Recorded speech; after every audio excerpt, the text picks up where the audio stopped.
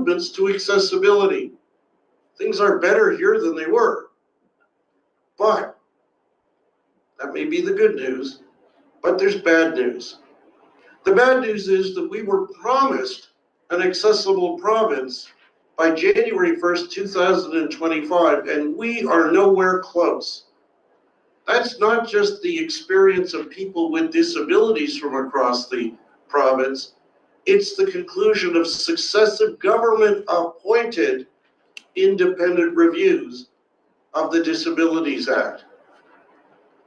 Anybody who lives with a disability knows that there's some areas where there have been improvements, and yet there are new barriers being created against us every day. So, to some, that means it's bad news. We tried and we failed. But now let me get you to the hopeful news. The AODA is not going away on January 1st. It remains the law the government must obey. We are going nowhere. This is our 30th anniversary of tenacity because we're not stopping, we're not slowing down, we're going to speed up. There is an election expected, if not next year, then the year after, and by all rumors, it's going to be this spring. In this 9th election in a row, we will write the political parties and list what we want them to do in the spirit of nonpartisanship to commit to get us to the goal of the Disabilities Act as close as possible to the deadline of the Disabilities Act. What are we going to ask for? Well, we'd like to hear from you today. This is your opportunity to speak to us and to members of the legislature. All 4 parties have said that they're going to send an MPP. 2 of them are going to be coming a little later, but we're going to be ready to start talking now. We want to hear what you have to say to them, and we want to build on your experience as we formulate our demands that will be coming out by the end of this year or the start of next year. So this is our big opportunity to to turn the tables on what happened 30 years ago. 30 years ago, we listened to hearings. This time, we're organizing the public hearings. We thank the NDP for giving us this space. In the spirit of nonpartisanship, we've invited representatives of all the parties. And I want to invite for just a brief introductory remark, my good friend Ruth Ann Onley, widow of the late former Lieutenant Governor David Onley, to bring us words of welcome, and then I'm going to pass control over to our moderator, Rob Latanzio. Ruth Ann.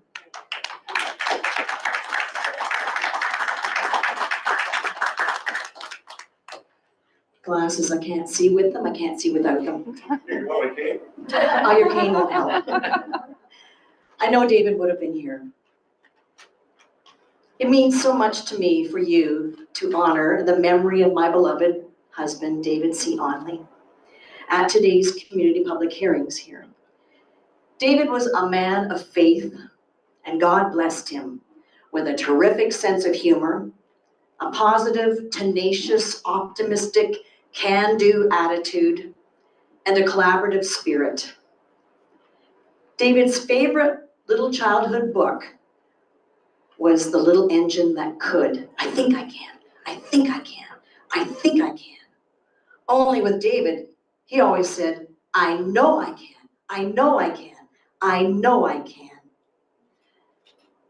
David dedicated his entire life to making Ontario a barrier-free province for all people with disabilities. In early 2019, David told the Senate that it is only through the enactment and effective enforcement of a strong Disabilities Act that an accessible society will be achieved. In his final report of the 3rd independent review of the AODA, and I will quote David's own words today, he said this province is mostly inaccessible. Concluding, he said this, for most disabled persons, Ontario is not a place of opportunity, but one of countless dispiriting, soul-crushing barriers. He said the pace of change since 2005 for people with disabilities has been glacial. As of 2019, the promised accessible Ontario is nowhere in sight, end of quote. David loved symbolism, and during his term as Lieutenant Governor, he had a painting of St. George, the Dragon Slayer. It's just down the hall here now. I just looked at it, hanging in his own office. David was not one to quit, nor should we. I can hear him saying today, together, let us continue to slay the dragons of discrimination by breaking down barriers for the disabled. I can hear David saying, I know we can. I know we can. I know we can. Be tenacious. I know we can. Keep up your advocacy. I know we can. Speak truth to power. I know we can. Thank you.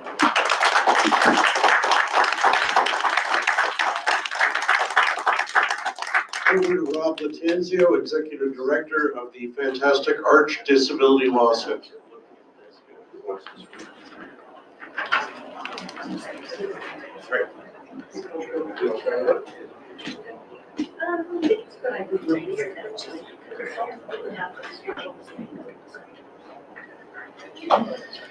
Thank you. Welcome, everyone. Wow, thank you so much, Ruth Ann and David, for your wonderful remarks. Thank you, Ruth Ann. We're so thrilled to have you all here with us today. Thank you so much for joining us. I am absolutely honored to be here with you today, and I will be moderating this panel, which will be growing in a little bit of time. So I join in congratulating the AODA Alliance on its tireless advocacy and nonpartisan grassroots advocacy. Arch Disability Law Center is a strong and active supporter of the grassroots campaign for accessibility for persons with disabilities across Ontario. So I would like to now take a couple of minutes to explain how our panel will proceed this afternoon. So first, I'm going to invite each of the four members of the provincial parliament. Right now, we have two with us. We hope to get to four very soon. And our MPPs will introduce themselves for 1 minute. And we want to do that so that we have time for all of you to speak. So we want to make sure that you all have some time. So I thank you again to you both for being here with us today. Then we will jump right into the presentations, in person and online. We have some folks joining us online. So we have ASL interpretation and captioning provided. So I do want to just gently remind everyone who's speaking to just state your name right off the top, and please speak at a pace that allows our accommodation providers to keep up. So perhaps a little slower than what I'm my pace right now, so I apologize. And we also have some AODA Alliance volunteers throughout the room here. Thank you so much for volunteering today, for making this possible. If you need any help to find the washroom or anything else at all, we do have water and coffee in the other room. Please just indicate that you need some assistance, and I'm sure they'll be happy to help you. And so I'll jump right into the guidelines for this afternoon. So we have some clear guidelines for everyone. We want to make sure that all of our presenters have time to speak. So each presenter has up to 3 minutes today. You don't have to use the entire 3 minutes, but you're welcome to do so. I will actually, we'll have a sound that will ring 30 seconds before your 3-minute presentation is over. So we'll have our wonderful ASL interpreters will also indicate that, and I will raise my hand as well. So that'll be a sign that you have about 30 seconds left. And again, in order to make sure that everyone has an opportunity, I will indicate at the end of the 3 minutes that your time is up. And we have a couple of things that we've also set up to make sure everyone has some time. So our wonderful MPPs joining us today have agreed not to ask you any questions, just to make sure that you have time, and vice versa as well. Please, we won't have time, so we're not going to have any questions from the floor to our MPPs either. So we're really just here to listen and to learn. So please remember, this is a public event. This will be recorded. It's streamed on YouTube. We have folks here on Zoom. So just keep that in mind if you are wishing to share any information that might be private or confidential. It is a public event. And given the nature of the event, we again won't be answering any questions, including any legal questions. So if you are needing legal advice, Lauren is smiling. Yes, I'm going through my list of disclaimers and all of that, but we won't be providing you with legal advice. But we would be so happy to speak with you at our Disability Law Center. Should you have any legal needs, wish to get some advice, please do give us a call for free legal confidential advice. And if we can't help you with your matter, we'd be happy to give you some information and some referrals as well. Our website is archdisabilitylaw.ca. So our topic today is accessibility for people with disabilities in Ontario. All presenters told us in advance what topic they want to present on. And we kindly ask everyone to, sorry, I'm just noticing here that the speaker is on a very tight, yeah, we're okay. Okay. Just asking everyone to please keep to your theme, please, so we have your theme. And thank you again for your interest in presenting today. So the two questions that everyone has been asked to talk about are, what disability barriers do you still face? And what should the government do about those barriers? So as we keep those questions in mind, I will announce the speakers. So we have our lovely first two speakers here ready to go at the table in front of us here.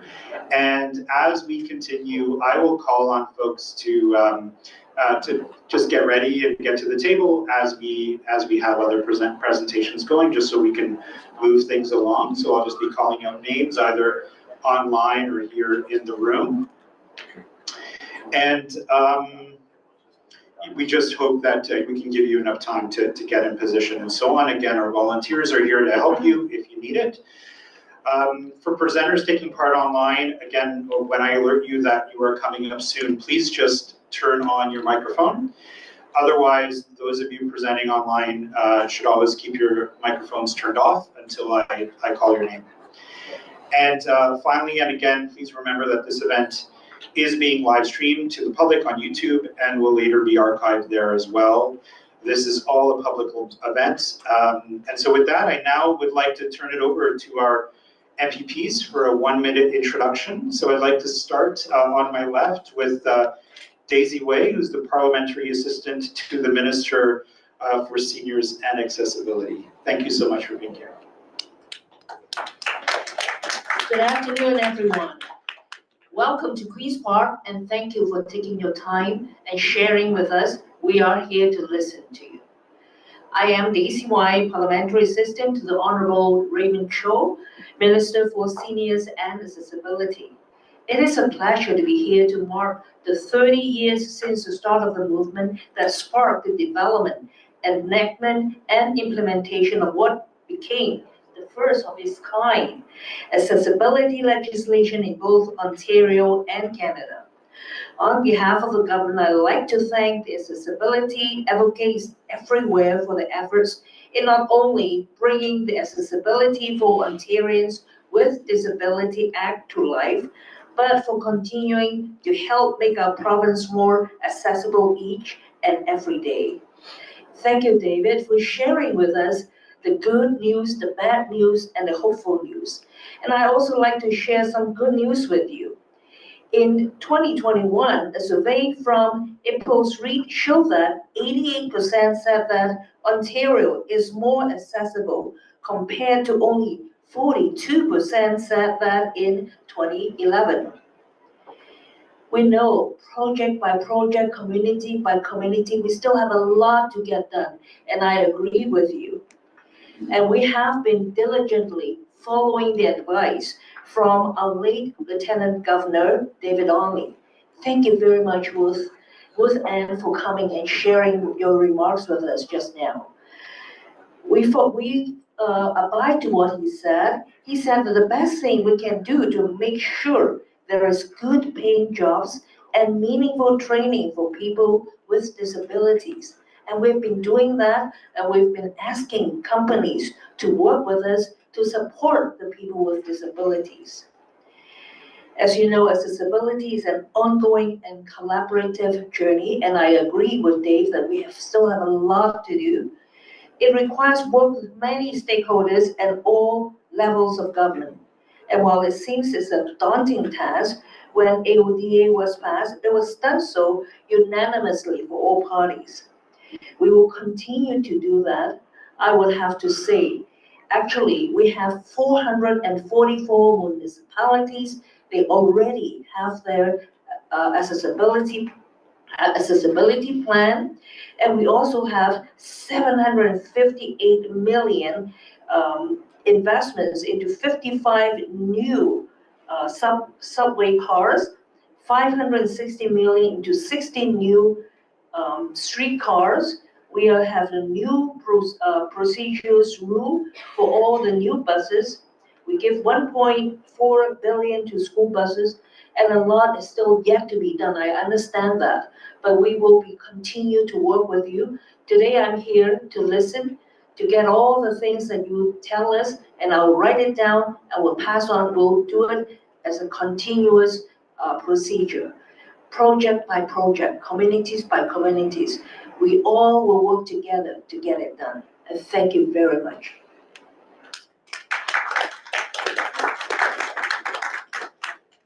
Hi, my name is Lise Bourgeois. I'm the MPP for Thunder Bay Superior North, and I'm also the official opposition critic for seniors and accessibility and for WSIB and injured workers. I'm not going to say a lot because we're really here to listen to what you have to say. Just a heads up that we do have a bill that will be coming forward that is a really revisioning of the Worker Safety Insurance Act, much needed. With that, let's hear what you have to say. Thank you. Thank you so much. Thank you.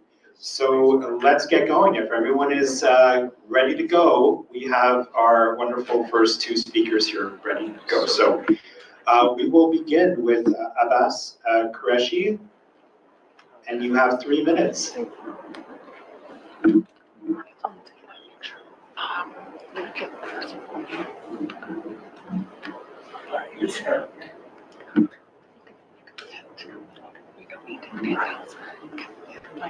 Okay. Do you want me to? Yeah.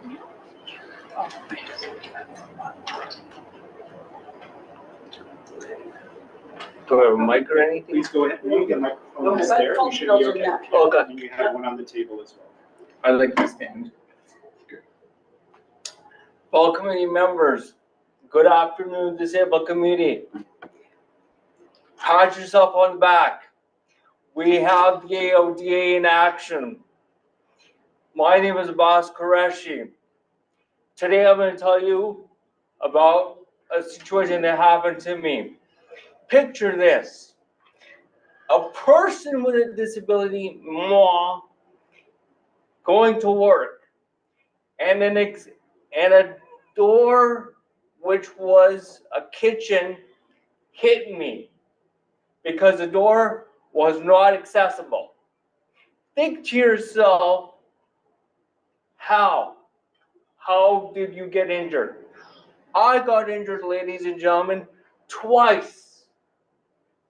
What did the management tell me at the time?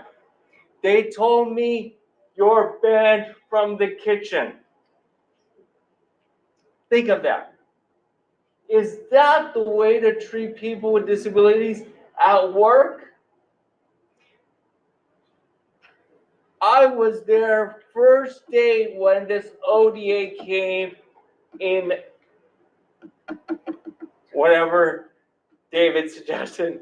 You brought back good memories, Dave.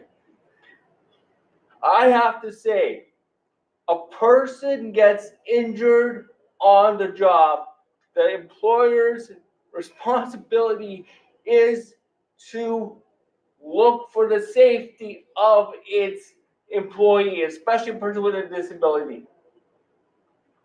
And in my case, I got nothing. We say that the AODA is impactful when it comes to talking with something that has teeth that can bite. But the problem is the organizations today, they have teeth, but they don't know how to bite it when it comes to legislation. We need to hold these companies responsible. When it comes to our safety, accommodation is key to getting a job, to being in a safe place.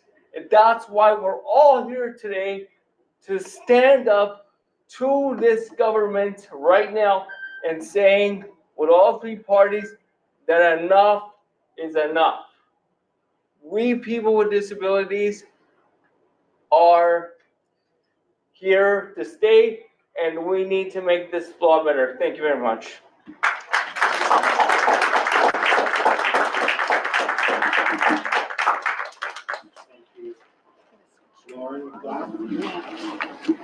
Yes, good afternoon. My name is Lauren MacDonald. I am a lawyer supporting people with disabilities, a disability awareness trainer, and an instructor at the Lincoln Alexander School of Law at Toronto Metropolitan University. I want to discuss the right to accessible healthcare, which isn't negotiable.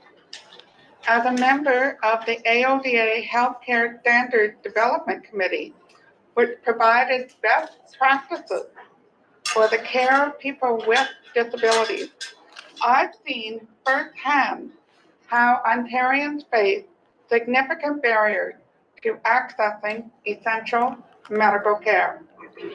The 2022 Canadian Survey on Disability, released last year, stated nearly 2.5 million Ontarians live with one or more disabilities. Nearly 450,000 Ontarians have a hearing disability. I am one of them.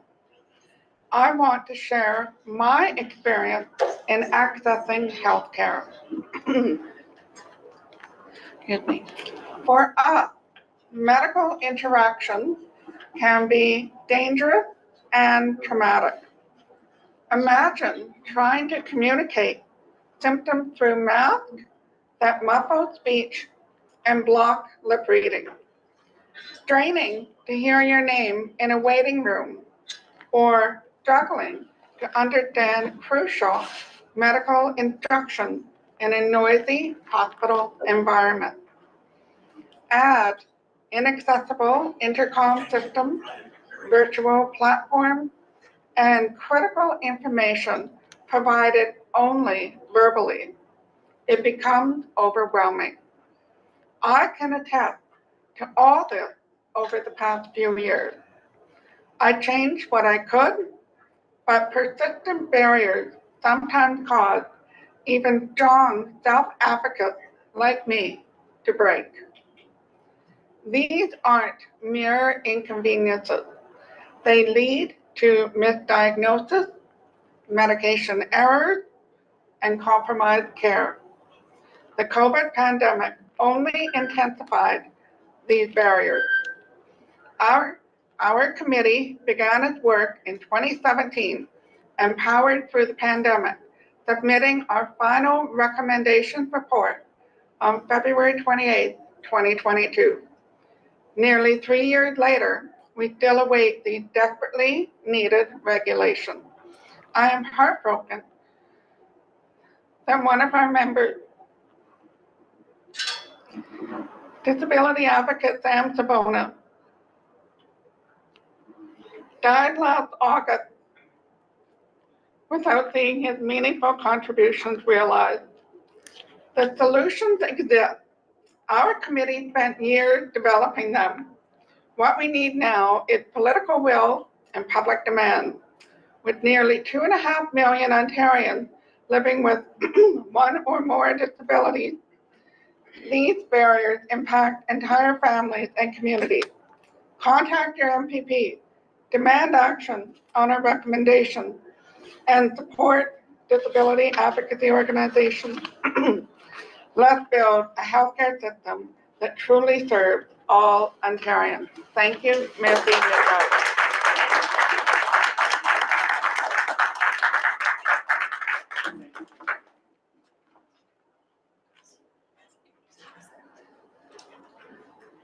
Just a couple of quick notes. So we have Brian Ellison here. I'd also like to call Chad Arnett as well to come up. And while I do that, I just want to make mention that we are now joined by Ashley Clancy, MPP Ashley Clancy from the Green Party to welcome. And we've just started. We're in our third presentation. So Brian Ellison, please go ahead. Thank you, Mr. Chairman. Ruth Ann, it's really nice to actually see you here. Mr. Onley was one of my mentors through trying to understand disability. I became fully disabled in 2016. What I wanted to speak about today really just has to do with our healthcare system and how the intersection of healthcare is rift with systemic ableism. I myself was caught in the healthcare system in the spring of this year. It was surprising to me how many major hospitals, even in the Toronto setting, were not equipped, nor could they deal with accessible rooms with accessible washrooms. That became a crisis. They could not find me a room in a rehab facility. And consequently, my complications got worse and I contracted other airborne diseases in the hospital. My concern is with the inequities in the hospital system and how that's not being addressed. I now sit on a patient family equity committee at Sinai Health. So I'm hoping to bring light to a place that is inadequate. My other concern, I guess, that I want to bring forward is I understand that January 1st, 2025 will be the date set by the AODA. My question is, who's going to be the ombudsman or who's going to be responsible for taking the complaints of non-accessibility? As I have moved through the last few years and noticed that most of the businesses and services within the Toronto sector are not ready, nor have they made any efforts to change the build in their businesses to accommodate people with disabilities. My question will be, as e-scooters and e-bikes continue to haunt our streets, it's becoming a war zone for those of us with wheelchairs or devices to get through the streets as it is, but now we have the complications of e-bikes and e-scooters. My question is, who's policing it? If they're illegal in the city of Toronto, who's responsible for making sure that we're safely able to use the streets and sidewalks? It's become a barrier and is now a concern for safety. And as we age, we're saving the healthcare system by still being able-bodied somewhat with our devices. We need some guarantee that this will be monitored at least by the AODA. That's about it.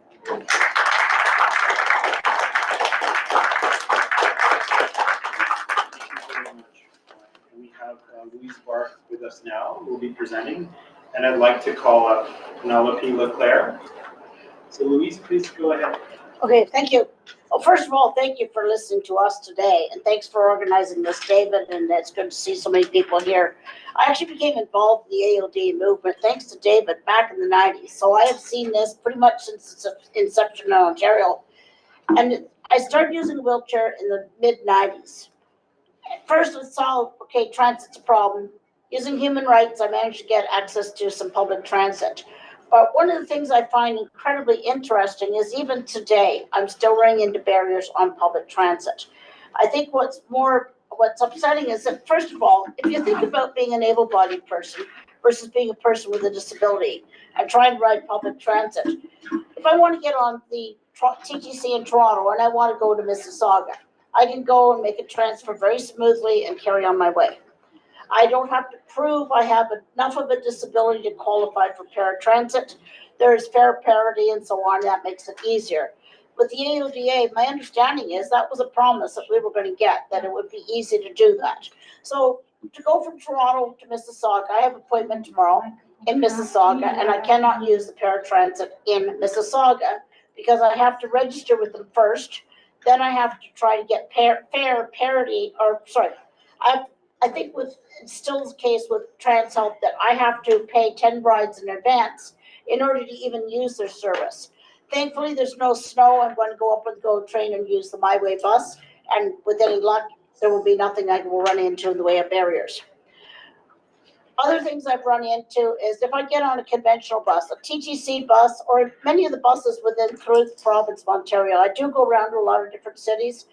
They don't secure your wheelchairs unless you request it. The thing is, there was a bad accident the other day, about 2 weeks ago, or a week ago actually, where a stolen car, hit a TTC bus with enough impact that spun it 180 degrees. And if I was on that bus with my 400-pound wheelchair, I shudder to think what kind of projectile I would have become and who would have been hurt from that alone and the damage. I think this wheelchair is my seat when I'm in a bus. It's an extension of myself, but it's also a seat. I think consideration needs to be given for that so that when I get on a vehicle, I don't have to ask to have my wheelchair secured. It's done, and that's the end of it. Standardization of the tie-down loops would really help, because then all transit providers could start coming up with ideas on how they can maybe make an automated system. Right now, they can't do that because of the various differences in our chairs and the safety of them. Just some thoughts for consideration in future. But I do see another issue. I use Wheel-Trans almost exclusively now because I do have concerns about my safety. I don't have an easy time getting them to secure my wheelchair anymore because a lot of drivers stay behind their plastic barrier, and I can't get their attention to even lift the seat so that I can sit on it. Some attitude is no one disability against the other, so they won't necessarily move someone. They might be invisible. I see that, and so they don't get the space empty for me to park. I can't raise the seat. Driver needs to do that. Finally, with Wheel-Trans, with the bike lanes, what just got alluded to, the problem has been they built an infrastructure to create protected cycle tracks. It's protected for people with bicycles, but if I have to get out mid-block, which I've had to do recently, I've had to go all the way down, not the bike lane, the road, to get to a curb cut, to get back to the business I'm going to. It far exceeds. Now I have a power chair, I can do it, but I can't imagine someone in a manual chair or with trouble walking going that extra distance. So these are things that need to be considered. And there is no way to even deal with issues such as Presto card not working. That's a new issue I'm running into, and I know what it is. It's a software issue, but it's Presto versus TTC, and nobody coming together to figure it out. There needs to be oversight, there needs to be enforcement, and there needs to be some of these safety and dignity considerations taken into consideration. Thanks again for listening, and I hope some of this is helpful to you and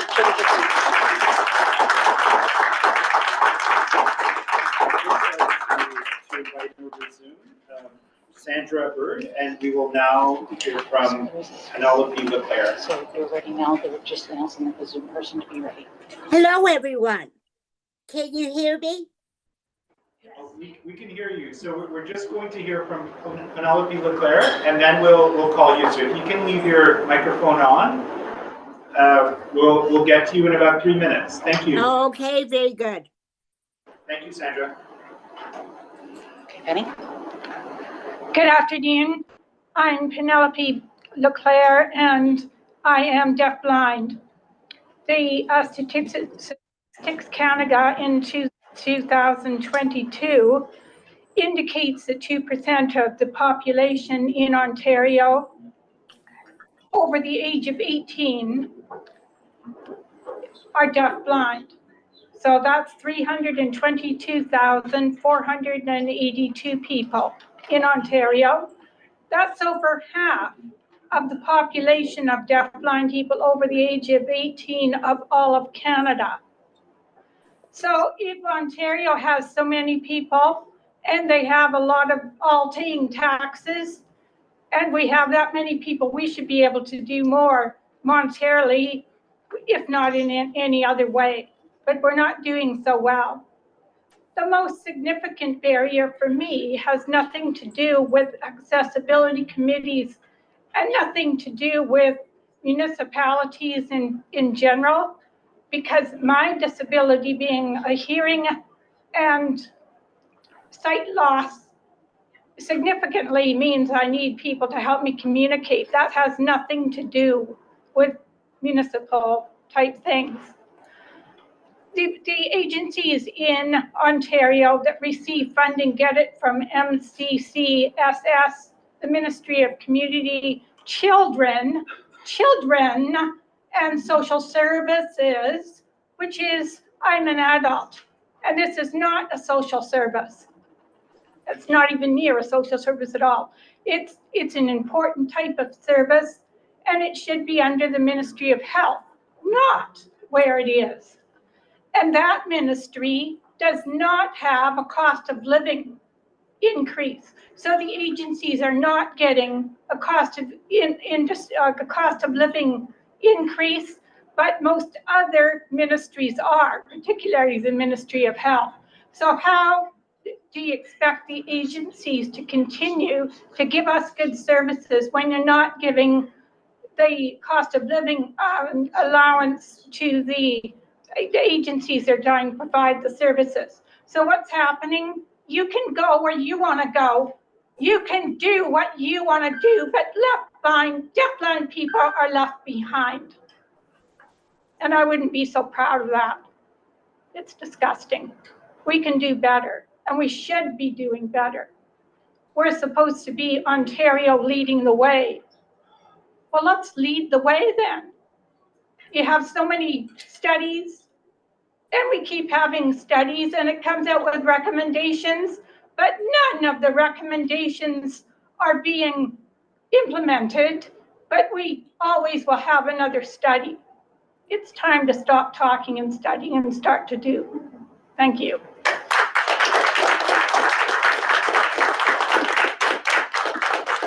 Thank you so much, Penny. So we will now have our presentation from Sandra Bird. If you can please turn on your video and your microphone. And while we do that, if I can call up Spirit Sinnott and Thea Curdy, please. Sandra?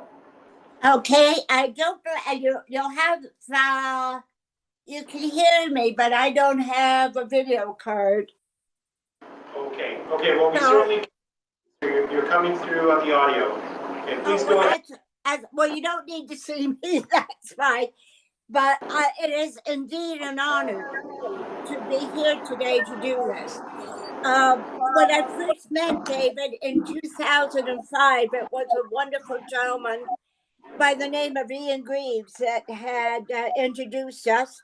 After speaking with David for about 15 minutes and he asked me to be a part of this team, I definitely said, yes, I would do it.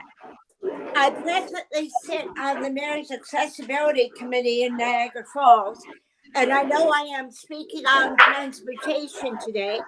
Transportation is very, very important to me too. And it's always been very, very difficult to go up those steps on the buses. And in the early 70s, we had Niagara Caravan, and that went through several years and wasn't perfect, but it did for medical and jobs and students, and that is important too. From then, we developed the Niagara Specialized Transit, which was started in the 80s and it has done very, very well. But as of January the 1st this year, it went into region. So all transportation has been transferred into the Niagara region. Do I think it was a good idea? Jury's still out. It's early days yet, and it's regular transit plus the other transit for accessibility, and they are doing the best they can. The cost is nominal. It's only $3 to ride the van. If you're within the 2-hour period, you don't have to pay. You get a transfer, and you can get back on the van and you don't have to pay anything extra. So we are coming along. As AOD representative, just recently I was invited to be at opening of the McBain Center Children's Playground. And I was asked to speak, of which I did. And I am very proud to say the new city has done a major thinking tank, and they have finally decided that they are going to be accessible. Hooray, hooray, hooray. It's about time. And let's get on with it. And bigger and better things coming, people. So thank you very much for letting me speak. Thank you so much, Sandra.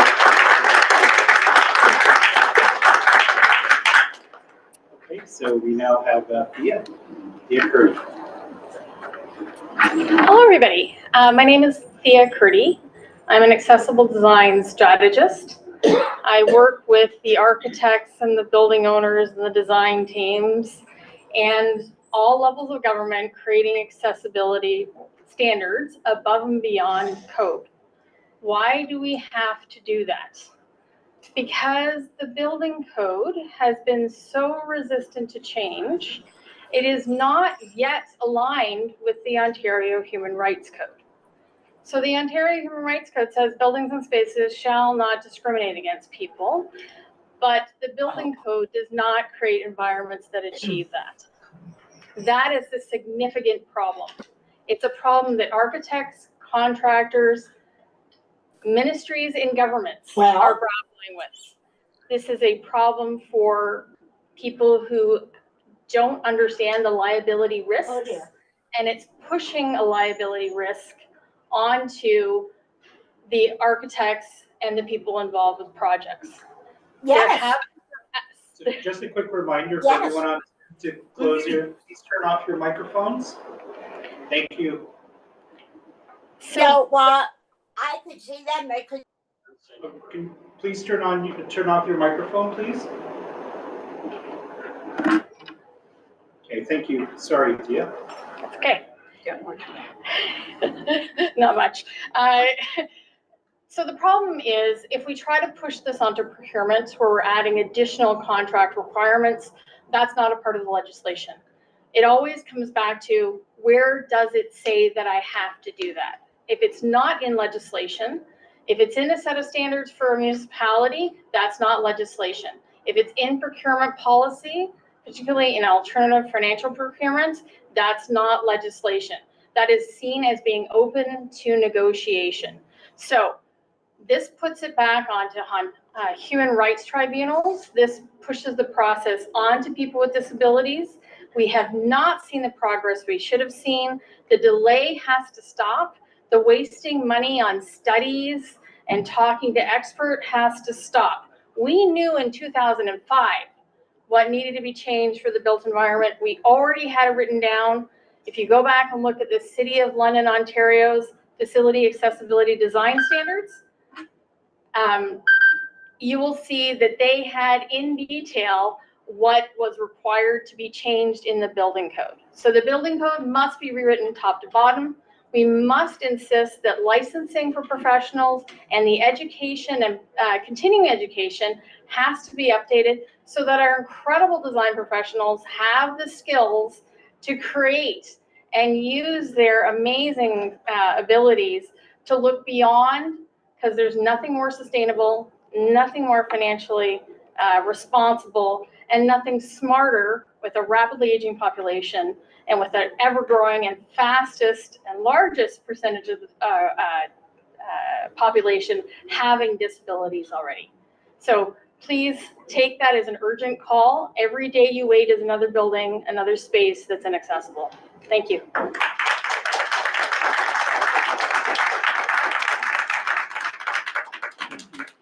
And we welcome Valerie. And can I also call Lavina Japper here, who will be speaking? Valerie. Please go ahead, Valerie. My name is Valerie Lusted. Thank you to the organizers of today's event, and especially the unwavering perseverance of David Lepofsky and his colleagues at the AODA Alliance. I've been around long enough to remember the impacts of deinstitutionalization in the 80s in our local communities. I remember Warner Clark, then program manager for Ontario's Ministry of Long-Term Care Division. He described the existing funding formula for services available to persons living with disabilities. The metaphor that Warner used at the time was one of a mushroom, where the large mushroom cap represented the bulk of the funding being available within institutional settings.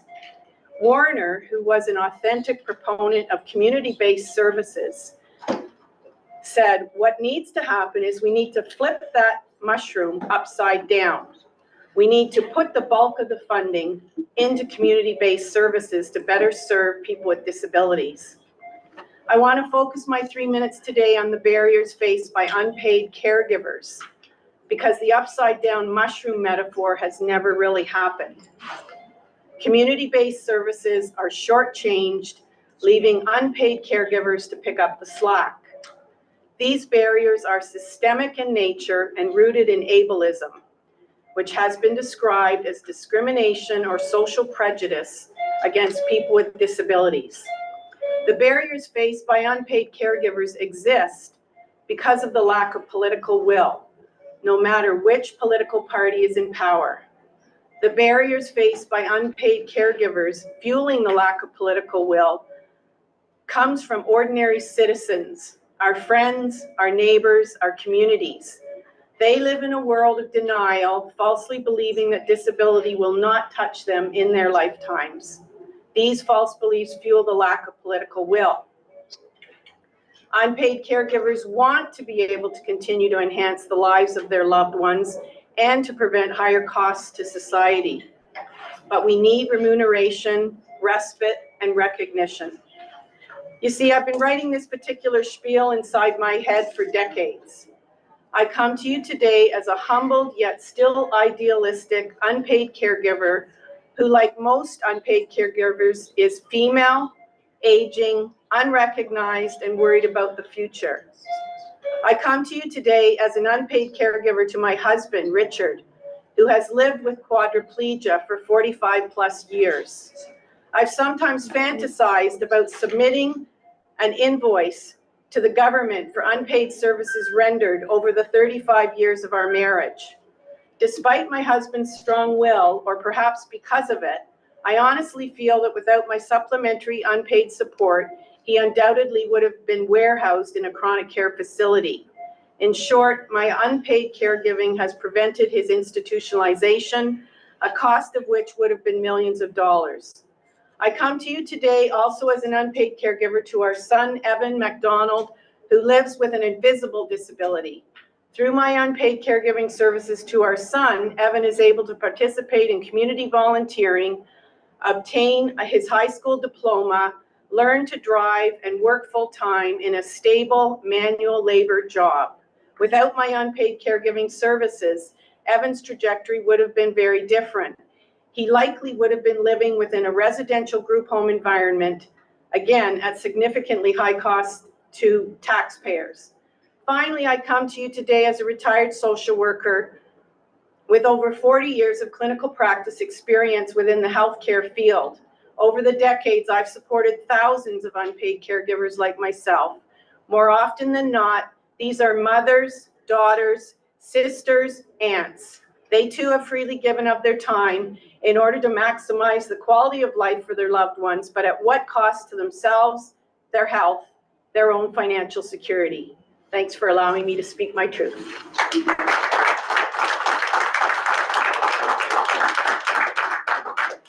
you so much, Valerie. I just want to make a quick announcement. There is a call for a vote, so we did lose our MPPs temporarily. We are recording this event. We will certainly encourage all MPPs to watch this and review the video. So in the theme and spirit of being tenacious, we will press on. So please, I do invite Omar. Wonderful to have you here. It's been a while. And I'd also like to call on Tammy Hill on Zoom. If you're there, please. Okay. So we'll ask Tammy Hill to turn on the video and the mic, and we will now hear from Omar. Thank you for joining us. My pleasure. Great to see you as well. And good afternoon. Thank you for the opportunity to speak about the AODA. My name is Omar Haredai. That's OMARHA-REDEYE. I am a lawyer and a disability advocate and a board member of Spinal Cord Injury Ontario and chair of its advocacy committee. SCIO helped develop the AODA's accessibility standards. The Donovan report highlights a critical gap in the AODA, enforcement. Without stronger mechanisms, the vision of a fully accessible Ontario will fall short. The AODA, enacted in 2005, aimed to make Ontario accessible by 2025. It set standards for transportation, employment, and the built environment. Yet, nearly 20 years later, progress has been slow. The 2019 review by former Lieutenant Governor David Onley found that many organizations remain non-compliant, leaving Ontarians with disabilities to face persistent barriers. Enforcement has relied too much on voluntary compliance, which has proven ineffective. Many organizations remain unaware of their obligations or lack the incentive to act. Accountability must become a priority. How can we achieve an accessible Ontario without accountability? A new approach is needed. First, we must commit to proactive enforcement. This includes bolstering the compliance and enforcement branch to conduct audits and impose penalties, or empowering existing human rights mechanisms such as the Human Rights Tribunal of Ontario to address violations. Second, public awareness must improve. Many organizations don't understand their responsibilities. Education campaigns, toolkits, and support from community groups can help, but education alone isn't enough. Action must follow. Finally, we must empower people with disabilities to enforce their rights. This means easier ways to report violations and access legal support. Accessibility is a right, not a privilege, but rights without enforcement are empty promises. Strong enforcement will ensure Ontario becomes a truly inclusive place where everyone can thrive. Thank you. Thank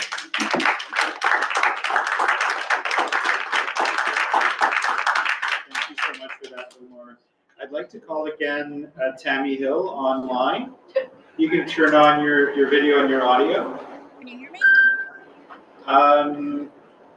We don't hear you that well. We have to, perhaps there's a volume issue. Can you say something again? We can test it again. All right. Can you hear me now? I think that's good. Yeah. A lot of nods around the room. I think we're okay. Please go ahead, Tammy. Okay. My name is Tammy. I'm a parent speaking on my experience within the public education system. My child has a neurological condition defined as childhood apraxia of speech and developmental coordination disorder. We haven't experienced many systematic barriers to accessing accommodations. 3 minutes isn't enough time. Third-party support services worked with our board to create a transition to school plan that was ignored at school level with no parent communication and no responsible oversight. In our experience, individual CERTs currently have the freedom to make decisions on which child is deemed more deserving of IEPs with no transparency or accountability, causing disparity in the delivery of disability accommodations at school level. Our CERT falsely claimed parents refused accommodations and all contact as a reason my son was not supported. No one questioned these claims. There are no protections in place to prevent this. I urge boards to require proof of parent involvement for every conversation about a child's disability in schools to avoid falsified records meant to save limited school resources. I was told since he is not behaviorally disruptive to the classroom, other children are more deserving of resources as a higher priority. They claim they had no mandate to support my son, as he is not technically considered behind or to be struggling, regardless of disability, until grade 3. My child was unable to communicate intelligibly, struggled socially, and was not tested or included in school with his disability in mind. Teachers complained they were at a loss. They lacked the training and the resources. Requests for AAC tools and devices were refused. Requests to meet with the SLP to learn about apraxia or discuss it in the classroom was refused on the basis of special treatment. Inappropriate requests for medical information were made on several occasions, including one where the staff requested all medical history, dates, and contacts to personally investigate whether his needs were met at home, as they believed he should have been fixed by now. And do I not know how difficult his life is? The code guarantees the right to equal treatment in education without discrimination, yet the application at school level is not fair due to board policies. We have faced obstacles, such as an outright refusal of service on the basis that apraxia can be considered a speech issue, which schools are not required to support. This creative application of loopholes at school level, using interpretations of exceptionalities, allow them to justify acknowledging the undue hardship my child experiences while citing no mandate of responsibility to accommodate him. I am urging that the definition of recognized exceptionalities in all schools be revised to include communication disorders with funding that accurately meets current demand. Thank you.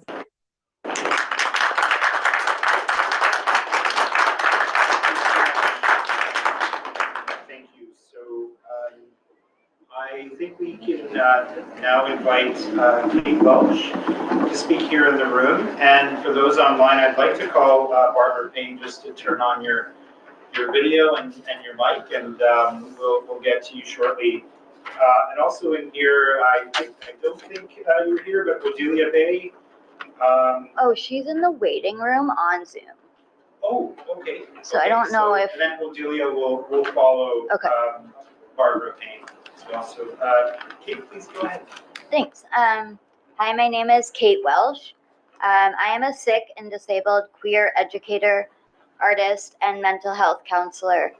I grew up in and out of hospitals. I have lived experience of having a disability that used to be invisible, but has become visible for the past 10 years with the use of mobility aids. I am passionate about the connection between mental health and increased illness or disability, specifically how we can mitigate this. In my independent private practice, I support sick and disabled people with their mental health. I see a deep connection between the ableism someone experiences and their physical and mental wellness.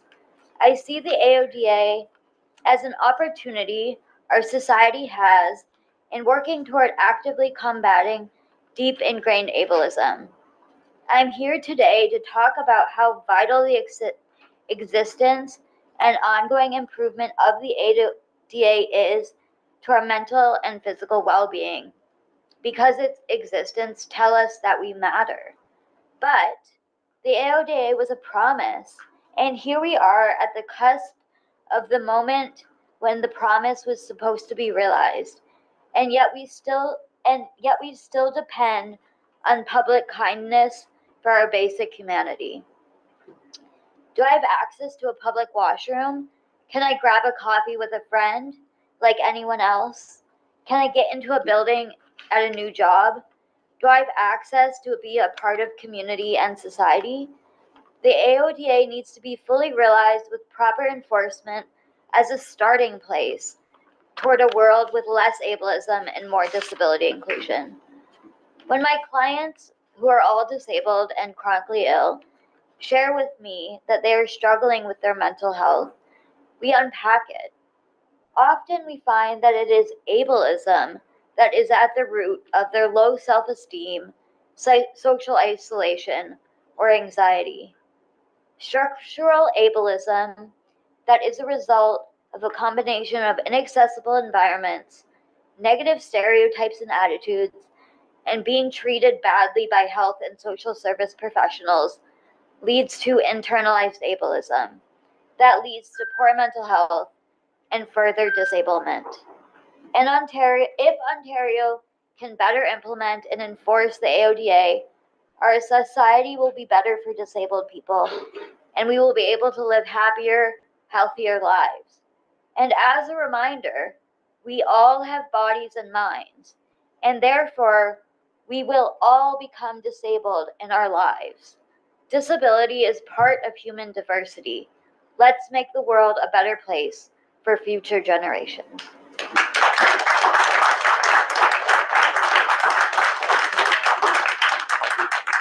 So just some quick announcements. So we're really grateful and fortunate to welcome back. We have MPP Lise Bourgeois, apologies, MPP Lise Bourgeois, MPP Ashley Clancy, and MPP John Fraser, who just joined us. So with that, I'd like to turn to folks on Zoom, and here in the room, we will ask Bianca Dahl, or Bianca is here, for a lot of folks on Zoom here. Fiona Copley, if Fiona's in the room, please make your way up, and we'll now turn to the folks on Zoom. So Barbara Payne, are you there? And we asked Julia Bain to turn on video and mic as well in preparation. Barbara, please go ahead. Hello, can you hear me all right? Yeah. Good afternoon, I'm Barbara Payne. Thank you for inviting us to speak at this milestone hearing. Except for 2 years in the 80s, I've been a resident of Ontario. Due to my disability and the ever increasing new barriers to accessibility since 2008, recently I had to flee like a refugee within my own country, unable to be at most indoor and outdoor areas of it, to Newfoundland. I live here alone, ripped from my lifetime of people and places in Ontario. I may never see them again in person because currently traveling is dangerous for me. My disability is due to chronic, usually invisible, physical illness that is often abbreviated EHS. It's exposures to the artificial radiation that operates as wireless connectivity and to the byproduct radiation emissions near electrical wiring and appliances, all physically debilitate me, temporarily or more permanently. I experience muscle weakness and other serious adverse physical effects, cardio, neuro, hormonal, breathlessness, improper sleep. The problem is those artificial radiations, not me. If I'm able to practice prudent avoidance of that electrosmog, the serious adverse events don't occur. Plus, as David points out, providing accessibility accommodations generally improves the environment for everyone else too. Indeed, I wouldn't wish this disabling injury/illness on my worst enemy. Giving us accessibility to places is doable and is sometimes zero cost. Compliance with AODA and enforcement of compliance, yes, please, please.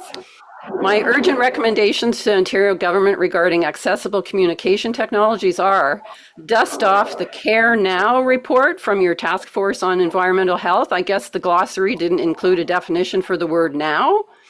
Include us in all accessibility discussions so we are enabled to tell our stories and solutions in conversations that enable understanding, so we can at least have sanctuary at our homes without fighting for it, daily begging for it. Wirelessly communicating utility meters must be optional, not mandatory. Non-wireless communication methods are essential at public places for emergency and other use, and for information and wayfinding. Educate and empower all your municipalities to uphold rights we already have yet are denied. The disrespect and worse that currently arises in public and in government is frankly grossly discriminatory and cruel. Mandate Public Health Ontario to immediately learn from medical clinicians, along with ongoing consultation with friendly, enthusiastic, not-for-profit organizations like Electromagnetic Pollution Illnesses Canada Foundation, to widely and publicly ongoing promote and update habits of practice safe tech on par with practice safe sex, and e-hygiene on par with personal hygiene, and mandate learning and deployment of electrosmog reduction options during renovation, new builds, operations, policies, and designations of all public and private places. Thank you very much for your ongoing active support for myself and the estimated at least 500,000 Ontarians with EHS who suffer as I do. Thank you very much. You're epic. Thank you so much, Barbara. So we now have in the room with us Bianca, who will, No, this is Fiona. Fiona. Hi. Welcome, Fiona. Thank you. And if I could just take a moment and just ask Odelia Bay and Lise Cohen over Zoom to just turn on your video and your mic, and you'll be on the list and you'll be on shortly. So with that, please go ahead, Fiona. Hi, I'm speaking today as an Ontario teacher, the parent of 2 little girls with special needs, and as a member of the parent-led advocacy group Ontario Parents for Education Support. My message is simple. Due to a decline in special education services across Ontario, children are not receiving the support they need and deserve. We know that early intervention is essential for those with special needs to succeed, yet over the past decade, we have seen devastating cutbacks to special education. Under the guise of inclusion, specialized programs are being shut down, and the criteria for the programs that remain are being raised. At the same time, school boards are drastically cutting support staff. My 6-year-old daughter is on the autism spectrum and has ADHD, along with severe anxiety. She's in grade 1 and has faced significant difficulties in getting the support she is entitled to since she started junior kindergarten. Her school has 1 half-time special needs assistant for about 160 students. My 4-year-old daughter has Down syndrome. She should have started junior kindergarten in September, but the class she should be in has 2 students diagnosed with autism and 1 other student with Down syndrome, plus 28 other children. The 1 half-time special needs assistant at the school spends the morning trying to give patchwork support to the absolute neediest kids from junior kindergarten through grade 6. In the afternoon, the children are left to fend for themselves. I am a teacher who has spent the last 15 years mostly in kindergarten and special education. I've seen firsthand the decline in support staff and specialized programs and classrooms. I see the direct impact these cutbacks have on students with special needs and their families, but also on the other students, the teachers, and everyone else working in the schools. I have seen teachers crying in the staff room because they want to help every child, but they just can't do it alone. Our school system must properly support all of its students. Children with special needs deserve an equitable education, and right now the system is denying them this. Everyone involved in the hollowing out of special education services should be ashamed of themselves.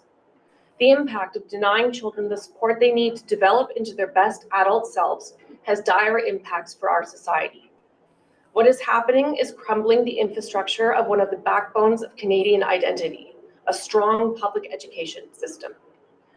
The Ontario government must provide adequate funding for special education services by creating funding packages that are only allowed to be spent on hiring adequate numbers of EAs and SNAs to meet the actual needs of students. The best result would be one support person per class, so that students needing support can receive it proactively rather than only when they are in crisis. If a particular class doesn't need support at a given time, the support staff could provide extra support in classes where the needs are higher. The current model of barely any support staff and increasing numbers of children with extra needs is not sustainable. Children with special needs are being abandoned in our school systems. This needs to change. Inclusion without support is abandonment. Thank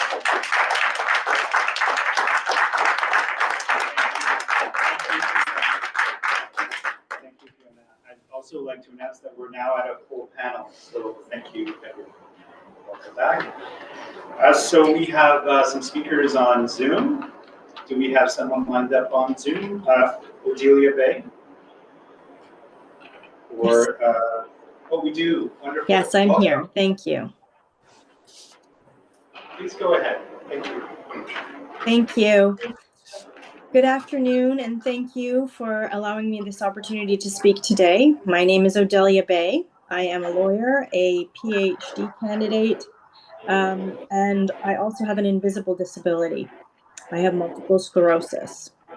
Today, I'm speaking in my capacity as the co-founder of the Canadian Association of Lawyers with Disabilities. We are a national organization of lawyers, paralegals, and other legal practitioners. Our members are very diverse with respect to our experiences of disability, disablement, and legal practice. Last year, something exciting happened, or potentially exciting. The province of Ontario opened a new state-of-the-art courthouse in downtown Toronto, the Armory Street Courthouse. Only the promise of an accessible Ontario that we've come to expect or hope for under the AODA is, well, sort of to be found here, maybe. The building is sadly full of access barriers. Some are minor irritants and some create serious potential for physical harm.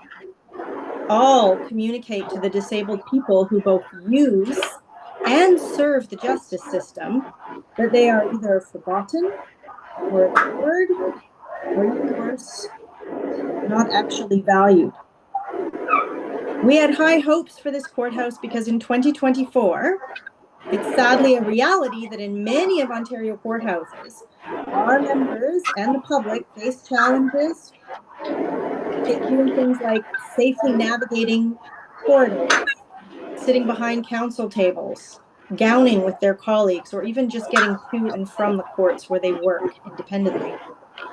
And all of this is happening in 2024. One of the most pressing issues we face right now as jurists and officers of the court is what's known as access to justice. Put simply, access to justice prompts us to work towards ensuring that people can actually get the help they need with the legal problems they face. Everything from advice, to hearings, to decisions, to enforcement. But access to justice is meaningless without accessible justice. Thank you very much.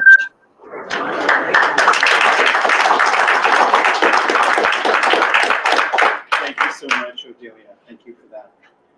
So we'll now go back in the room here, and I also want to call on folks on Zoom.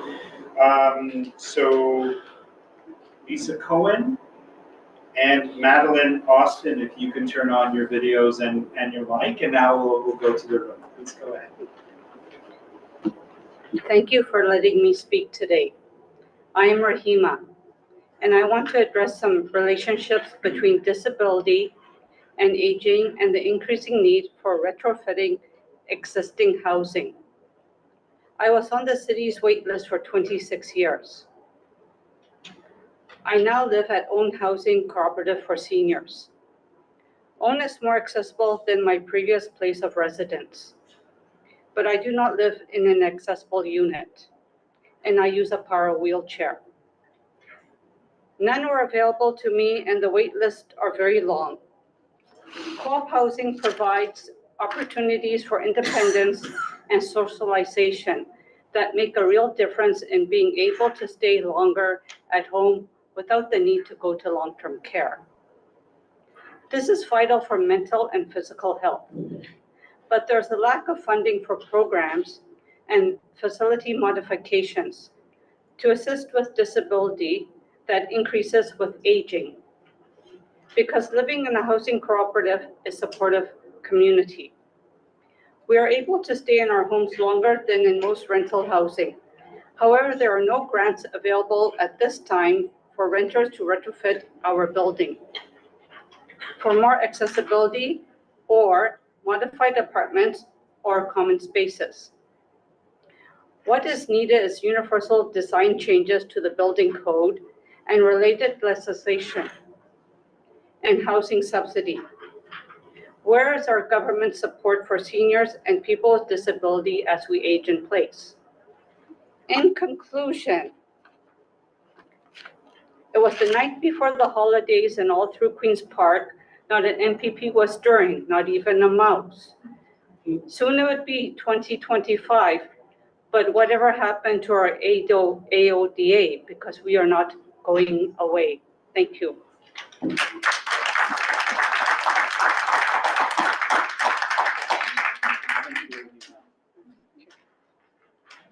So do we have anyone online who is ready to present? Yeah, good call. Thank you. My name is Bianca Dahl. I'm an assistant professor of anthropology at the University of Toronto Scarborough campus. I was born with a genetic condition that resulted in me losing the ability to walk independently in 2014. Given the time constraints, I'm going to speak from my own perspective as somebody who's faced mobility barriers. But the main problem that I see with the AODA seems resonant with what everyone here today has been saying, which is that it's toothless, that it reduces accessibility to a checklist rather than embracing it as an ethos. When I first met the Honorable David Onley in a food court at the University of Toronto Scarborough campus, he did two things. The first one was that he swapped scooters and encouraged me to spin wheelies in the hallways of the humanities wing to establish the superior turning radius of his three-wheeled model. But the second thing he did was to encourage me to request an accessible door to be added to the wing of my offices at UTSC. They had installed it. There was none installed in the actual suite of offices. So anytime I wanted to enter into the hallway to access my office, I had to somehow kind of maneuver with my scooter. They did, in fact, install it and informed me it cost several $1,000s to do so.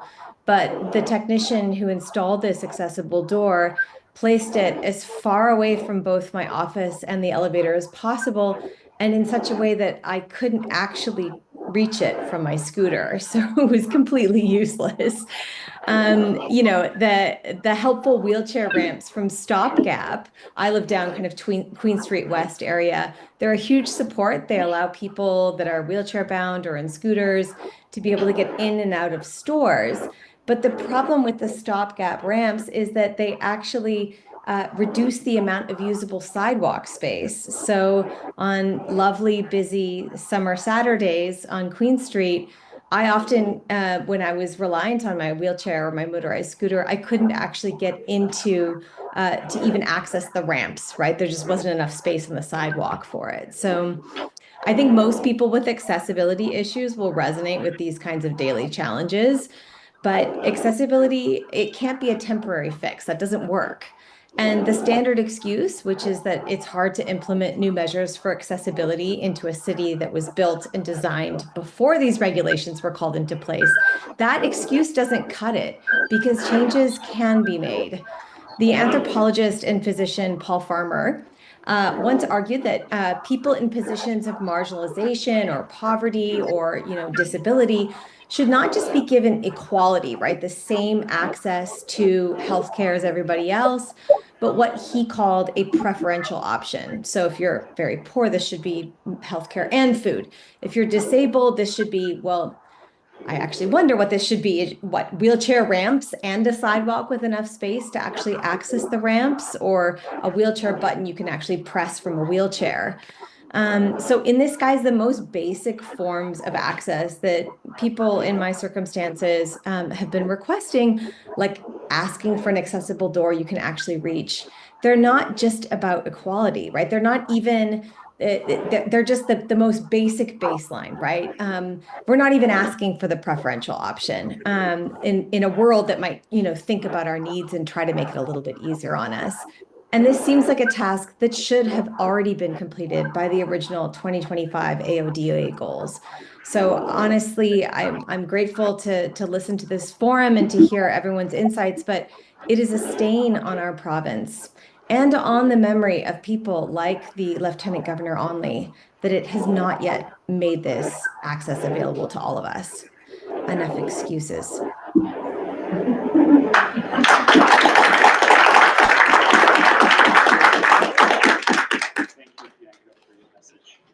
We now come back to the room here. Bernard, welcome, Bernard. Please go ahead. Thank you. My name is Bernard Meza. I want to speak today about an issue that profoundly impacts students with disabilities across Ontario. We're talking about ODSP clawbacks to post-secondary education grants for students with disability. Specifically, I'm referring to provincial deductions applied to federal disability grants like the Canadian Student Grant for students with disabilities. These grants are meant to help students manage the extra costs of participating in post-secondary education when one has a disability.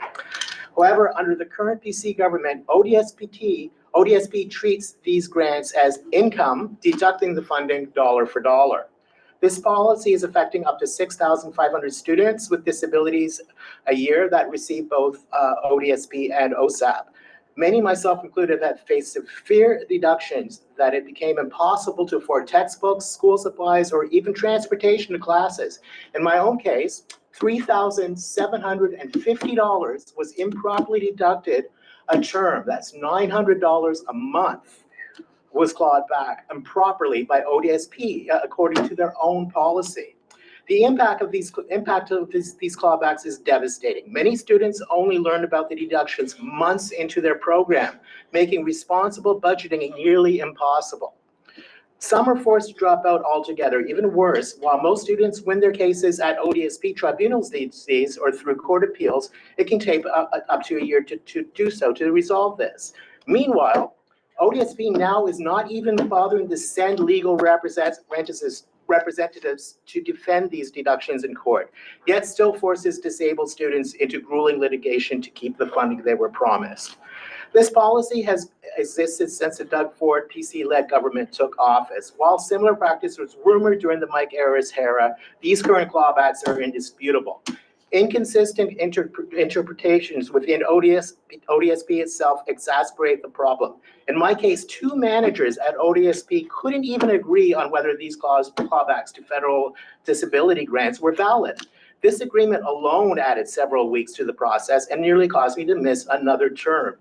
Even after an internal review reversed the deductions, one manager delayed my access to funds for 3 weeks, continuing the claim that it was invalid, making matters even worse. Missing even one term can seriously impact educational plans, especially in programs like mine, where semesters are staggered. For me, it meant adding an entire year to my studies. These clawbacks are unjust and counterproductive.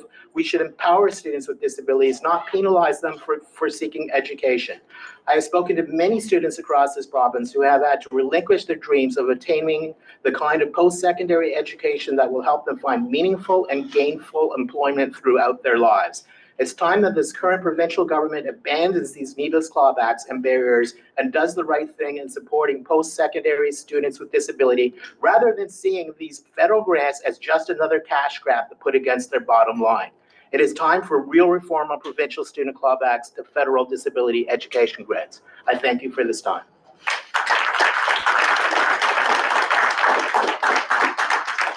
Thanks so much, Bernard. So I believe that we have Melissa Chalmers online. She has signed off. No, okay, so, do we have, Lisa Cohen? No, we have Victoria and Irene. Okay, I'd like to welcome Victoria. Turn on your video and mic, please, and Irene as well, if you can do that, as you'll be, you'll follow Victoria, please go ahead. Irene?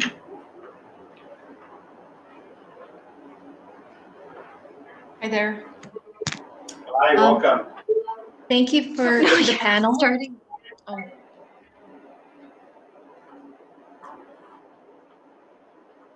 So can we begin with Irene? Yeah. Can I start? There we go. Please do.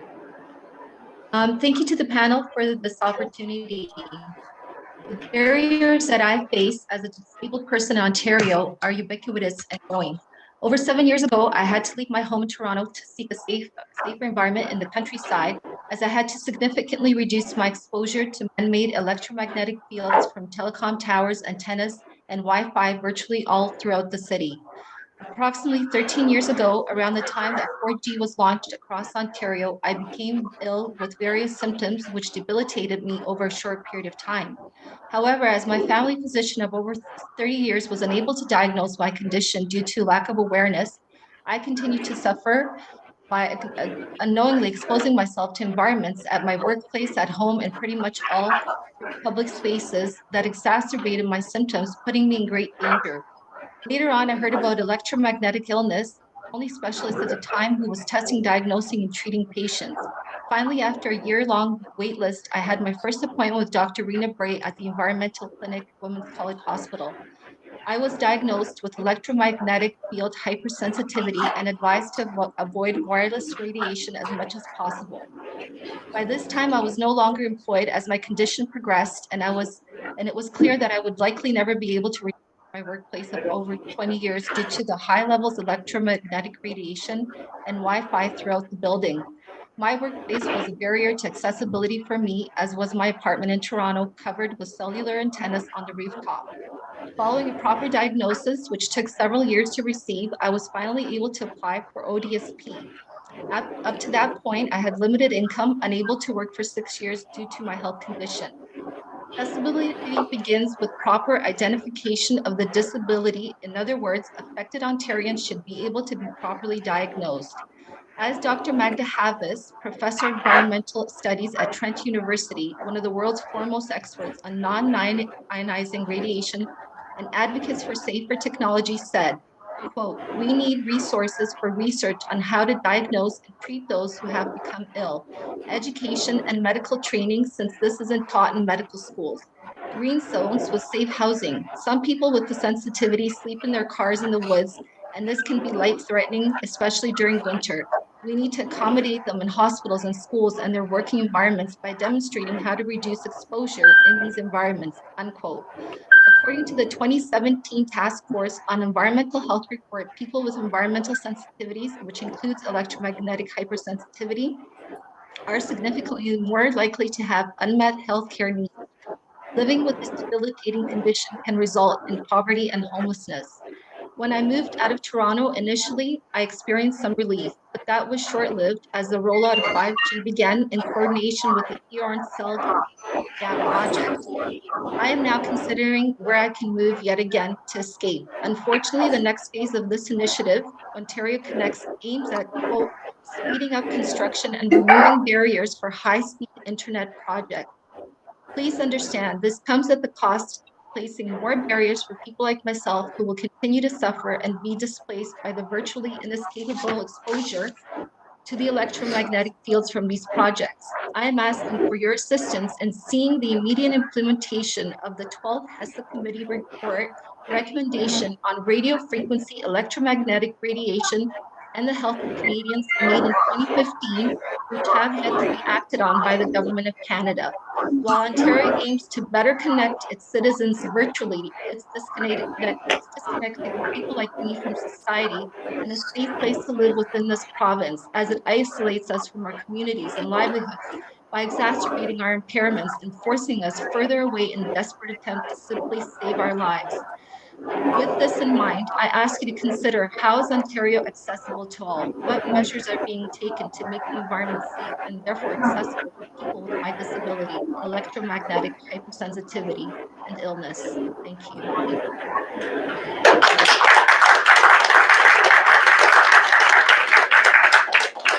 Thank you so much, Irene. So my understanding is that we are down to our last two speakers, and they are both on Zoom. So I'd like to call on Victoria and Melissa, if you can also just have your video and your microphone on. Melissa, you'll be our last speaker. So Victoria, please join us. Please go ahead. Good afternoon. Can you guys hear me?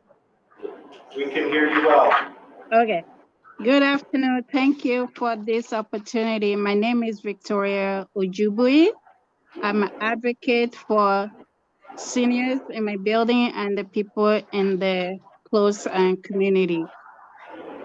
I came here today to shine a light on building code. I live in social housing. To them, AODA is a joke. Listening to everyone today, I realize this is a battle that everyone with visible and invisible disability need to continue fighting. Accessible door. What is that? 30 years later, seniors are struggling to open the door that separates the north and south to get to the elevator just to go out. How can you turn the knob of a fire door and get yourself through the door with your scooter, motorized wheelchair? Every single day, I'm hearing a voice say, please help me, help me open the door. As a person with brain injury and vision loss, I'm racing out of my apartment to use my body to get the door open for seniors.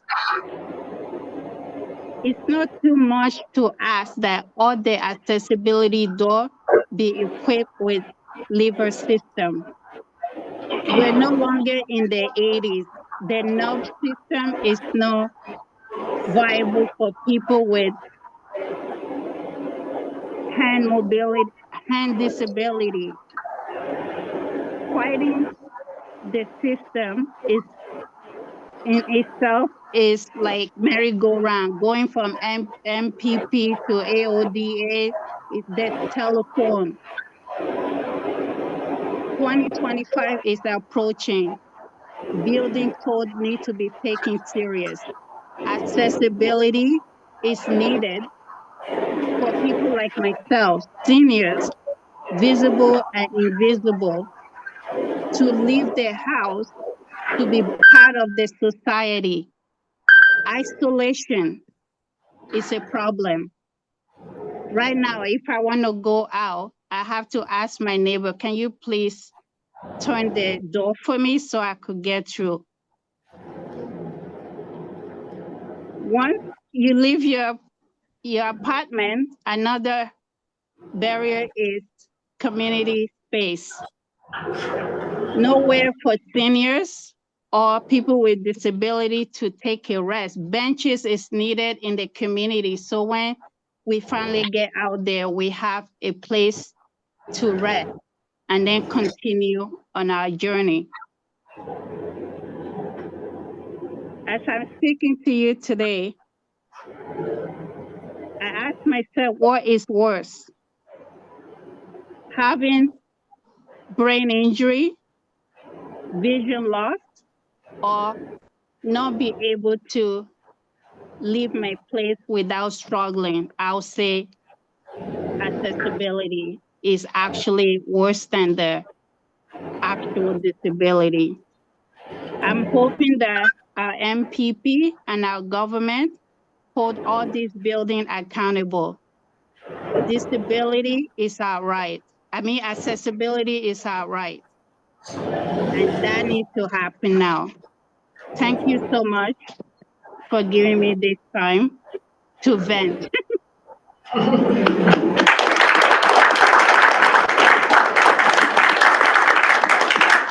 Thank you, Victoria. And that leads us to our last speaker today, our last presenter. Melissa, are you with us here? I am. Can you hear me? We can. Yeah, welcome. Welcome, Melissa. Please go ahead. Thank you very much.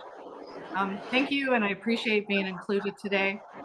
In 2010, I was severely injured by a telecommunications antenna during the 4G rollout. I was left medically disabled by exposures to electromagnetic fields, forcing me to give up my wonderful 25-year career as an airline pilot. For the past 12 years, I've been on paid medical leave from my company, who have been very supportive and whose occupational health doctors do recognize my disability. I'm involved with multiple nonprofits, volunteering my time when I'm well enough to help the many others in my situation. There are many points that need to be addressed on this issue, but today I will be discussing housing. People with this disability, like myself, have no control of their environment, which leaves us vulnerable to further injury and suffering.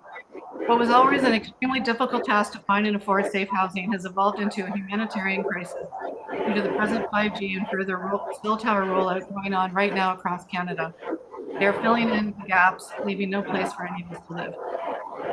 Personally, I've been forced to abandon my home multiple times, often suddenly from wireless exposures coming from cell antenna, utility meters, and my neighbors. These problems are still reoccurring in my present life, and we have to move again. It just never ends. When at my worst, I had to leave my family and live in Green Bank, West Virginia, the world's only radio-free zone, for most of 2.5 years. I lived in a 200-year-old cabin and then spent 5 months living in a tent, deep in the woods, even in the winter. Disabled people from all over the world come to Green Bank for refuge. We have no safe place like this in Canada. In fact, when I went to speak to Industry Canada, or ISID, back in 2012 with Frank Clegg, former president of Microsoft Canada, about creating a safe zone, we were told that we would not be allowed to have any such areas in Canada, no areas without any cell towers, and that they would legally block us if we tried to set one up.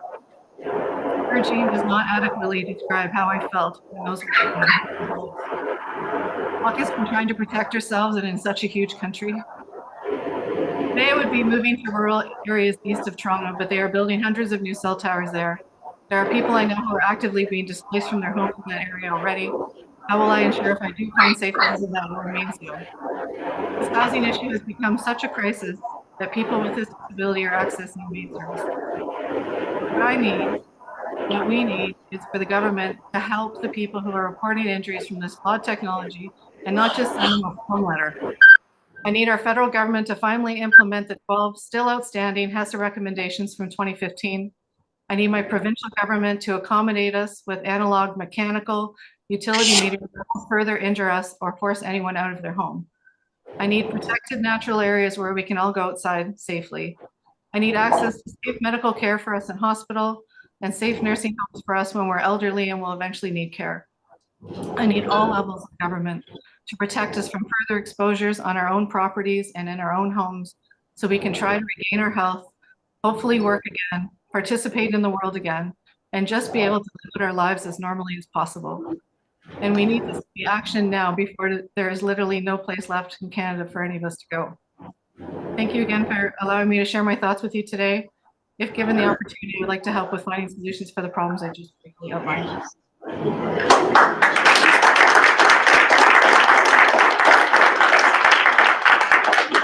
Thank you so much, Melissa. And that is it for today, and we still have a couple of minutes to spare. So David would like to say a few words, and we do. Yeah. Okay. Is it on? No, it's not. Don't use the microphone, David. Oh, don't use the microphone. It messes up the video data. Oh, okay.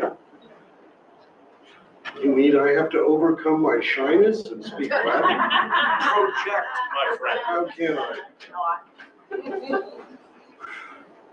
What does it all add up to?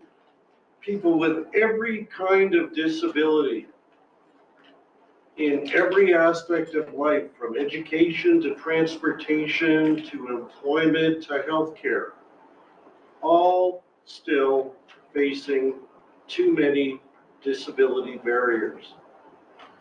Lauren McDonald talked about the sad passing last year of a gentleman named Sam Savona. When we met 30 years ago this Friday, unexpectedly in that committee room in this building at the meeting to create this movement, nobody wanted to be the chair.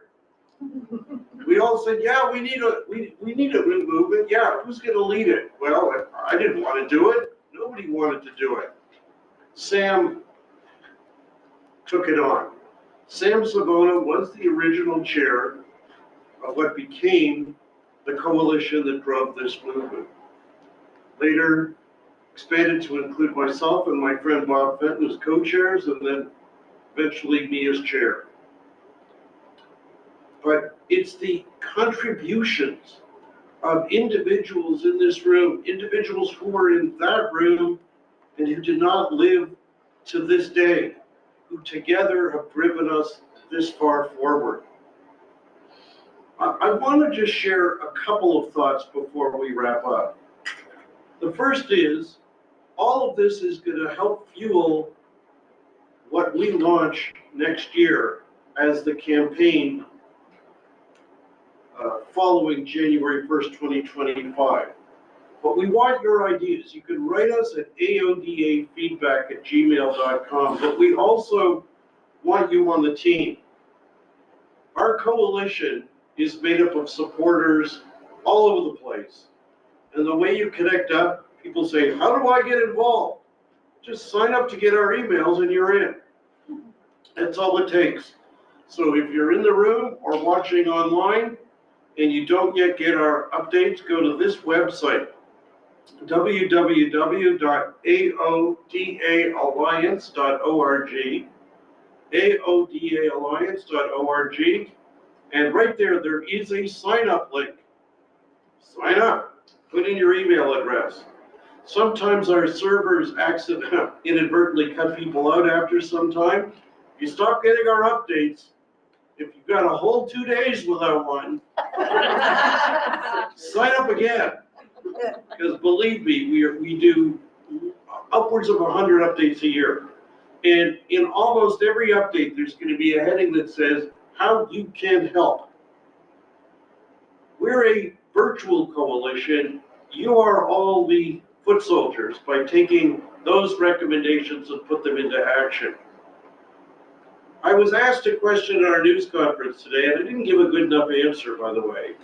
But it was a fair question, which is, well, if we miss the 2025 deadline, well, what do you want the new deadline to be? You know what the answer is, that I should have given? The new deadline should be 2025. That's what we were guaranteed in law, and we don't want one word of the Accessibility for Ontarians with Disabilities Act amended. Not one word. Because the law doesn't go away on the 1st of January any more than does the guarantees of equality to people with disabilities in the Charter of Rights and the Human Rights Code. And we want to work with every single government and every single politician that takes power or is in power to make sure they live up to those, including us getting to what we were promised as soon after January 1st as can be achieved. So, should we be pessimistic? And the answer is no. At every stage of this process over 30 years, people questioned whether it was going to be possible for us to move forward. I remember people wondering whether people with disabilities would even rally in support of a Disabilities Act. They got so many other issues. They wondered whether disability service organizations could work with consumer groups because they had fractious relations. They wondered whether we could ever get a bill before the legislature. When one was introduced in 1998, it was only 3 pages long. We got it laughed out of the legislature within 17 days. When that happened, some doubted that we'd ever get another bill. Then one was brought in 2001 by the Mike Harris government. it was too weak, but it was passed. Some people thought, well, the disability community will give up. We didn't. We got a promise from then NDP leader Howard Hampton and Dalton McGuinty that if they were elected in 2003, they'd pass a better law. A lot of people thought, oh, they're politicians, they won't do it. Credit to Premier McGuinty, he got elected and he did it. And he did it on time and on target.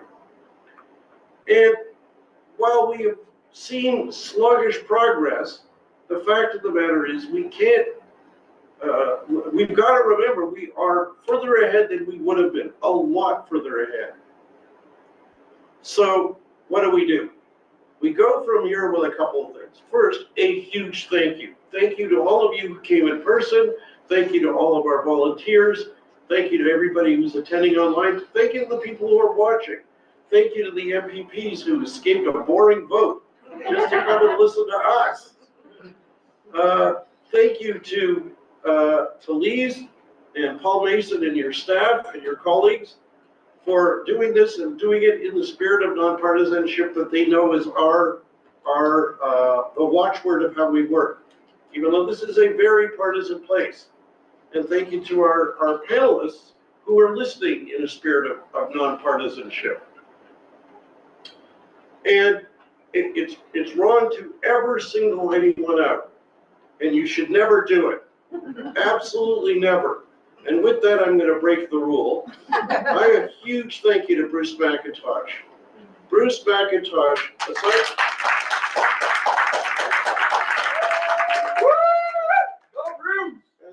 from being one of the finest human beings I've had the privilege of knowing, has been along this ride since we started talking last spring about what are we going to do for a 30th anniversary. And there is no technical problem he won't tackle, no matter how buried it is on the internet to find the solution. The only other thanks is to his wife Laura, who is not here and who is going to kill me if he's not home by dinner time tonight, and if I do not, unless I do not call again for the rest of the week. But Bruce has done a phenomenal job in making sure everything worked, and we could not have done it without him. But I truly believe that every one of us contributes, every one of you contributes by every step you take, every committee you sit on, every deputation you make, every email you send. Those are all part of the battle. Now, I want to end with a fortune cookie. Fortune cookie? Back in May 10th of 2005, the Accessibility for Ontarians with Disabilities Act was coming before the legislature for vote on third reading. And we knew it was going to pass. It was a majority government. We knew it was going to pass because all the parties had announced they were going to support it. So we knew it was going to pass unanimously. This was a sort of a ceremonial formality, but a really exciting day. And before I went to the legislature, I went out for lunch with a buddy, and we happened to go for Chinese food. I got a fortune cookie at the end. And of course, fortune cookies, they're fortune cookies. So I took out the fortune, and of course it was in print, not in braille, because the cookie was too small. And I passed it to my friend, and I said, what does it say? I later quoted it at the press conference that day after the AODA passed. It said, every great accomplishment is at first impossible. 30 years ago, it seemed impossible that we could get legislation passed. Today, after 20 years, while we've had some progress, it might seem to you impossible that we could achieve an accessible Ontario. But you know what? Every great accomplishment is at first impossible. So let's get it done. Thank you all very much for coming.